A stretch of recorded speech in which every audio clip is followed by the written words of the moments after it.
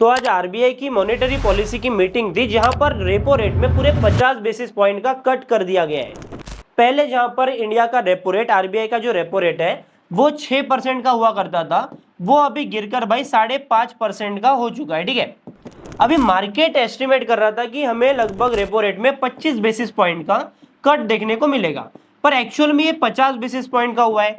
अब हमें इतना तो पता है कि मार्केट फॉरवर्ड लुकिंग होता है और जो चीजें एक्सपेक्टेड होती है, मार्केट जिन चीजों को एक्सपेक्ट कर रहा होता है उनको प्राइस इन कर चुका होता है, मतलब फैक्टर इन कर चुका होता है।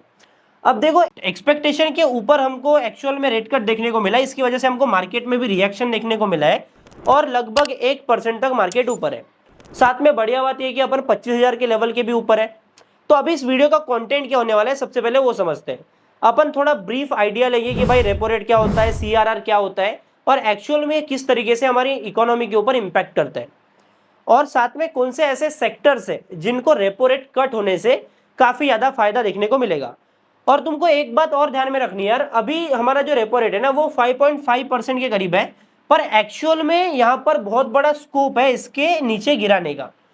अभी ये क्यों है मैं तुमको समझाऊंगा, क्योंकि और इसका लिंक किस तरीके से इन्फ्लेशन से होता है मैं वो भी समझाऊंगा। ठीक है, लेकिन सबसे पहले अपन ये समझ लेते हैं कि एक्चुअल में रेपो रेट होता क्या है।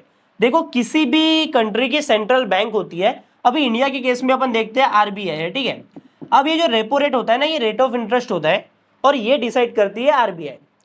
अभी अपन देखो, अपन बैंक में डिपॉजिट करते हैं, बैंक से लोन भी लेते हैं या फिर एनबीएफसी से लोन लेते हैं, तो एक्चुअल में ये रेट ऑफ जो लोन है या फिर रेट ऑफ डिपॉजिट है, एफडी का हो गया, फिक्स डिपॉजिट रेट हो गया, ये सारी चीजें डिपेंड करती है रेपो रेट के ऊपर।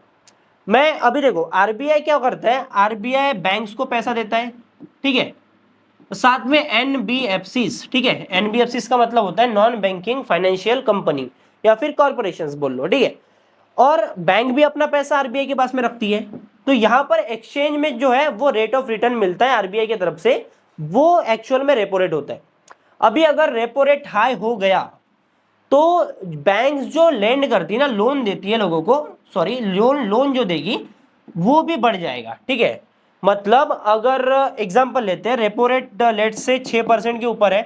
ठीक है, और जो बैंक लोन दे रही है, लेंड कर रही है, वो 10% के भाव पर कर रही है, तो अगर रेपो रेट बढ़ जाता है, मान के चलो रेपो रेट 6% से 7% हो गया, तो यहां पर हमको जो है बैंक्स के लोन के लेंडिंग रेट के ऊपर भी यहां पर बढ़ोतरी देखने को मिलेंगी। 11% हो सकता है या फिर मे भी 11.5 हो जाए। वैसे ही अगर ये 6% का रेपो रेट कम हो जाता है, जैसे कि अभी 5.5 हो गया, तो ये जो 10% का लेंडिंग रेट है ना, इंटरेस्ट रेट है, ये कम हो जाएगा। तो अभी इससे इकोनॉमी के ऊपर क्या फर्क पड़ेगा वो भी मैं तुमको ब्रीफ में समझा देता हूं। ठीक है, फिर हम ये जाते हैं कि भाई रेपो रेट कम कैसे होता है और आगे कितना हो सकता है, किन फैक्टर्स के ऊपर ये डिपेंड करता है। पहली बात तो देखो, अभी मेरे पास में पैसे है, ठीक है, मैं बैंक्स में डिपॉजिट करूंगा, अगर मेरे को 7% का एफडी का रिटर्न मिल रहा था कल तक, अब कल चल के मेरे को आगे इसमें 6% का ही मिलेगा, तो ये एफडी का रेट तो कम हो गया ना। फिर अगर मेरे को लगता है कि भाई इक्विटी इन्वेस्टमेंट की अपॉर्चुनिटी है, मार्केट में इन्वेस्ट करने की अपॉर्चुनिटी है, जहां पे मेरे को साल का लो रिस्क में बढ़िया 12-13% का रिटर्न मिल जाएगा, तो मैं अपनी जो एफडी है ना, एफडी फिक्स डिपॉजिट जो है वो ब्रेक कर दूंगा। ठीक है, इसको ब्रेक करके एफडी का पैसा डालूंगा इक्विटी में। अब इक्विटी में मैंने पैसा डाला तो कैश का इनफ्लो बढ़ गया मार्केट में और वॉल्यूम्स बढ़ गए, और इससे प्राइजेस जो है वो शेयर्स के बढ़ जाते हैं। ठीक है, अभी इसी चीज में अपन दूसरा पर्सपेक्टिव देखते हैं। अपने पास में पैसे, अपन डिपॉजिट की बात करें, अब हो सकता है कि अपने पास में पैसे नहीं है और अपने को बैंक से लोन लेना है, या फिर लोन को छोड़ो यार, देखो इंडिया में प्रॉपर्टी जब भी अपन खरीदते हैं ना, और मतलब most of the people property जब खरीदते हैं तो वहां पर ईएमआईज बनाते हैं, लोन लेते हैं, गाड़ी जब खरीदते हैं तो लोन बनाते हैं। ठीक है, तो ऐसे में क्या होता है, अगर अभी देखो 6% का एफडी का रेट था, ठीक है, मान के चलो यही जो बैंक है ये लगभग 10% के ऊपर लोन देती है किसी भी ईएमआई के ऊपर। ठीक है, ईएमआई बनती है तो 10% का लोन देती है 10% के रेट पर। अभी इन्होंने कहा कि भाई चलो अपन तुमको 8% के भाव पर देंगे लोन, तो इवेंचुअली मेरे को जो गाड़ी खरीदनी थी उसका प्राइस जो है ना, उसका टोटल ईएमआई पकड़ के पूरा जो ओवरऑल मेरे को खर्चा पड़ेगा वो कम पड़ जाएगा, क्योंकि एक्चुअल इंटरेस्ट का जो कंपोनेंट होता है ना ईएमआई में वो कम हो जाएगा। इवेंचुअली मेरे को किसी गाड़ी को परचेस करने के लिए कम पैसे देना पड़ेगा, क्योंकि लोन का जो इंटरेस्ट है वो कम हो जाएगा। तो ऐसे में मैं डिसीजन पट से लूंगा, कल तक मैं जब सोच रहा था कि नहीं यार साला इतना इंटरेस्ट पड़ेगा, गाड़ी इतने की है तो मेरे को इतना पैसा लग जाएगा, तो आगे चल के चांसेस काफी ज्यादा है कि नहीं अभी तो रेट जो इंटरेस्ट का रेट है वो कम हो गया, अभी तो भाई मेरे को कम में मिल रहा है तो मैं उसको जल्दी से ले लूंगा। ऐसे में क्या हो गया, ऑटोमोबाइल सेक्टर के पर्सपेक्टिव से बात करता हूं तो ऑटोमोबाइल सेक्टर की भी बात करें तो यहाँ पर परचेसेस बढ़ेगी, इवेंचुअली कंपनी की अर्निंग्स बढ़ेगी, ज्यादा से ज्यादा परचेसेस होगी मतलब कंपनी की अर्निंग्स बढ़ेगी, और कंपनी की अर्निंग्स बढ़ने का मतलब ये होता है कि स्टॉक प्राइसेस किसी भी कंपनी के स्टॉक के बढ़ते हैं। देखो जनरली क्या होता है, जब भी लोन का रेट कम होता है ना तब इकोनॉमी में स्पेंडिंग बढ़ जाती है, क्योंकि जो पैसा है ना वो इजीली अवेलेबल हो जाता है, पैसा जल्दी मिल जाता है और कम रेट पे मिल जाता है। ऐसे में लोगों की स्पेंडिंग कैपेसिटी जो है ना वो बढ़ जाती है, इसकी वजह से इकोनॉमी में पैसा फ्लो करेगा तो इवेंचुअली लगभग सभी कंपनीज के जो रेवेन्यूज है वो ग्रो करते हैं, और इसी तरीके से मार्केट के ऊपर ये इंपैक्ट करते हैं। आरबीआई ने सिर्फ रेपो रेट ही कम नहीं किया है, साथ में सीआरआर भी कट किया है। अभी सीआरआर होता क्या है, सीआरआर का मतलब होता है कैश रिजर्व रेशियो। अभी नाम सुन के कुछ तो समझ में आ गया होगा, कैश का मतलब तो हमको समझते हैं, रिजर्व मतलब रिजर्व रखना, रेशियो मतलब परसेंटेज, ठीक है। तो एक्चुअल में क्या था, पहले ये कैश रिजर्व रेशियो जो था वो 4% का था। अभी ये होता क्या है वो मैं समझाऊंगा, पहले ये समझो 4% का कैश रिजर्व रेशियो था। यहां पर हमको कट देखने को मिला है 100 बीपीएस का, बेसिस पॉइंट, बीपीएस, ठीक है। अब ये हो चुका है 3% का। इसका मतलब क्या होता है मैं आपको बताता हूं, कैश रिजर्व रेशियो वो अमाउंट है, वो परसेंटेज है अमाउंट का, जितना जो अमाउंट है ना वो लिक्विड रखना पड़ता है, रिजर्व रखना पड़ता है आरबीआई के पास में, ठीक है। अब ये पैसा कौन रिजर्व रखेगा, बैंक्स, ठीक है। इतना पैसा सेफ्टी के लिए, सिक्योरिटी पर्पस आरबीआई के पास में इनको रिजर्व रखना पड़ता है। अभी मान के चलो बैंक के पास में 100 रुपये आए, ठीक है, 100 रुपए में से 3 रुपए इसको इसने दिए भाई आरबीआई को, भाई तुम रखो इतना, तो इसके पास में स्पेंडिंग करने के लिए कितना बचा, 4 ले लेते हैं अपन क्योंकि पहले 4% का था, तो 100 रुपए में से 4 रुपए आरबीआई को इसने रिजर्व रख दिया, तो अभी इसके पास में स्पेंडिंग के लिए बचा 96 रुपीज। अभी 96 रुपीज में क्या करेगा, दो काम कर सकता है बैंक, पहला तो कर सकता है लोन देगा, लोन दे दो भैया, दूसरा कर देगा इन्वेस्ट, ठीक है, बैंक्स भी इन्वेस्ट करते हैं भाई, ठीक है, तो ये दो काम कर सकता है। अभी कैश रिजर्व रेशियो काटने का मतलब ये होता है कि 1 रुपया तुम एक्स्ट्रा दे रहे हो बैंक्स को कि भाई ले जी ले अपनी जिंदगी, इनके पास में ज्यादा पैसा अवेलेबल होगा टू लेंड, टू इन्वेस्ट, ठीक है। तो ऐसे में क्या होगा, बैंकिंग जो सेक्टर है ना और भी ज्यादा मजबूत होगा, अवेलेबिलिटी बढ़ जाएंगी लोन्स की, तो इवेंचुअली पूरा का पूरे इकोनॉमी में पैसा फ्लो करेगा, और इस तरीके से ये पूरे ही सेक्टर्स के ऊपर इंपैक्ट करेगा। देखो कुल मिला के अपने को ये तो समझ में आ गया कि रेट कट का होना मतलब वरदान है, पूरे फाइनेंशियल सेक्टर के लिए वरदान है, पर इसके पीछे कंडीशंस भी तो होगी, ऐसे थोड़ी ना रेट कट होता है।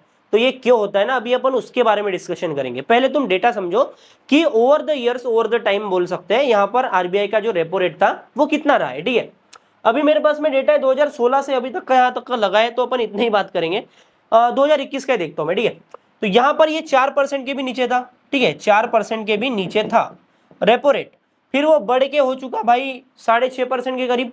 अब ये 6.5% से 25 बेसिस पॉइंट कट गया, 25 बेसिस पॉइंट कट गया, फिर से एक बार तीसरी बार 50 बेसिस पॉइंट काट दिया, लगातार 3 बार रेट कट देखने को मिला।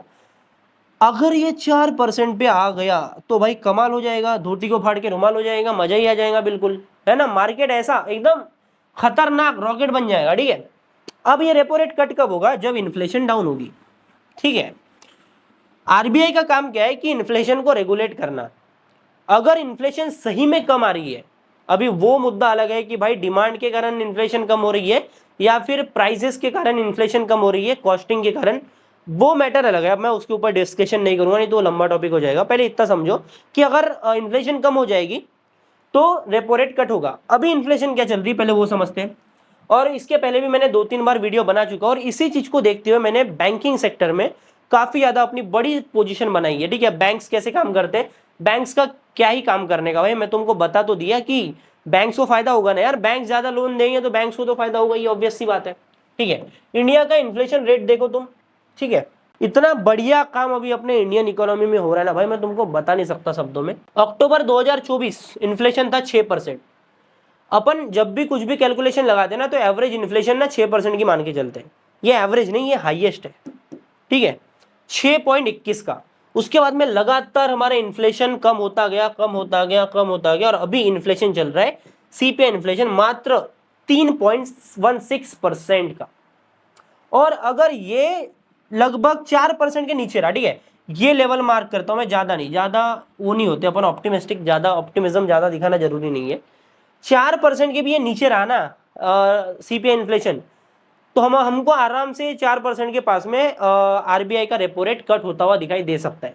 और अगर ऐसा हो जाता है तो भाई मार्केट में तहलका मचेगा, जैसे मैंने तुमको बताया। तो अपने को इन्फ्लेशन के डेटा के ऊपर देखना रहता है कि इन्फ्लेशन कम हो रही है, तो मार्केट पहले ही फैक्टर इन कर लेता है कि भाई आगे रेट कट होगा और उसके बाद में मार्केट भागेगी, तो वो चीजें पहले हो जाती है। और मैं तुमको बार बार बताता हूँ यार कि मार्केट जो है ना वो प्राइजेस को इन कर लेता है, प्राइस इन कर लेता है, फैक्टर इन कर लेता है, फ्यूचर को डिस्काउंट कर देता है। तो इस चीज को ध्यान में रखना। 3 सेक्टर्स की मैं बात करूंगा, ठीक है। अभी मार्केट में आज तुम देखो, अपन निफ्टी रियलिटी की बात करते हैं, और निफ्टी रियल्टी आज मार्केट में लगभग 5% के करीब एक ही दिन में भाग चुका है। क्यों भागा, मैं तुमको थोड़ा सा समझा देता हूं। देखो, प्रॉपर्टी का जो काम होता है ना, वो भाई पूरा होता है इंडिया में लोन के ऊपर। बड़ी बड़ी प्रॉपर्टीज बिकती है, कोई जेब में से पैसा निकाल के नहीं देता, बैंक से लोन लेता है और वो पैसा पूरा इकोनॉमी में फ्लो करता है। रेट कट होना मतलब प्रॉपर्टी का काम बढ़ना, रियल एस्टेट का काम बढ़ना, सिंपल सी बात है, ज्यादा दिमाग लगाने की जरूरत नहीं है, आंकड़े देखने की जरूरत नहीं है, इतना कॉमन सेंस लॉजिक तुम समझ लो, बस बात खत्म। देखो आज भाई डीएलएफ 6% ऊपर है, Lodha 3.71%, Godrej properties 6.70, Prestige, Oberoi realty, ठीक है, फोनिक्स लिमिटेड, ब्रिगेड, पूरा का पूरा सेक्टर, रियल्टी का सेक्टर, रियल एस्टेट का सेक्टर यहां पर ऊपर है। अब अगर आगे रेट कट होगा तो क्या होगा, फिर से ये भागेगा, ठीक है, समझ रहे हो ना तुम, इंडिकेशन समझो। दूसरा सेक्टर होता है सबसे सिंपल, मैं बैंक वाला लास्ट में लूंगा, मैं दूसरा बता देता हूं तुमको। दूसरा जो सेक्टर है जहां पर सबसे ज्यादा पॉजिटिव है, सेकंड पॉजिटिव जो है वो है भाई अपना ऑटो सेक्टर। इंडिया के लोगों को गाड़ियां लेने का बहुत शौक है यार, ठीक है।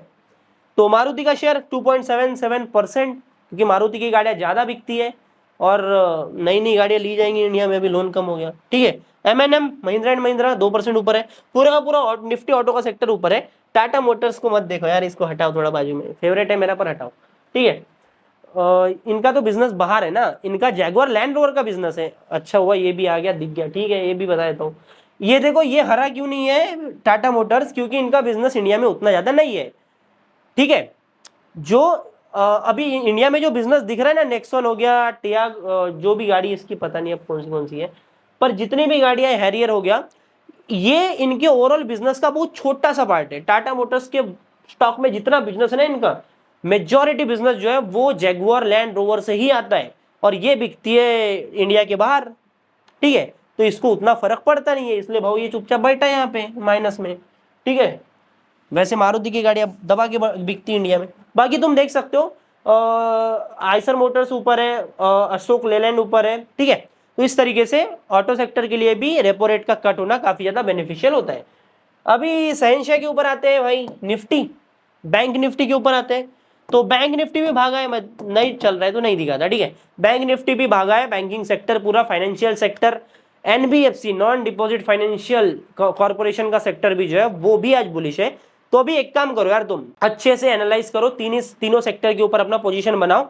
और मेरा सबसे ज्यादा पोजीशन जो है ना, सबसे ज्यादा जो लगा हुआ है अमाउंट, वो है भाई बैंकिंग सेक्टर के ऊपर, क्योंकि मैं मानता हूं कि इंडिया आगे ग्रो करेगा और इससे डेफिनेटली हमारे बैंकिंग सेक्टर को फायदा मिलेगा, और इसीलिए मेरी पोजीशंस बैंक्स में बनी हुई है। बाकी आप पूरा एनालिसिस तुमको सीखना है तो यहाँ पर मैं एंड स्क्रीन के ऊपर वीडियो लगा दूंगा फंडामेंटल एनालिसिस का, तीनों ही सेक्टर के स्टॉक्स को इन वेज से, इन पैरामीटर्स पे तुम एनालाइज कर लेना और फिर बढ़िया इन्वेस्ट करना। बाकी वीडियो को लाइक जरूर कर देना और हमारे इस चैनल को सब्सक्राइब करके बेल आइकन को ऑल पे सेट कर देना, ताकि आगे मैं जो भी वीडियो बनाऊं आपको उसकी नोटिफिकेशन सबसे पहले मिल जाए। मिलता हूं अगले नए वीडियो में, बाय बाय, टाटा, जय हिंद।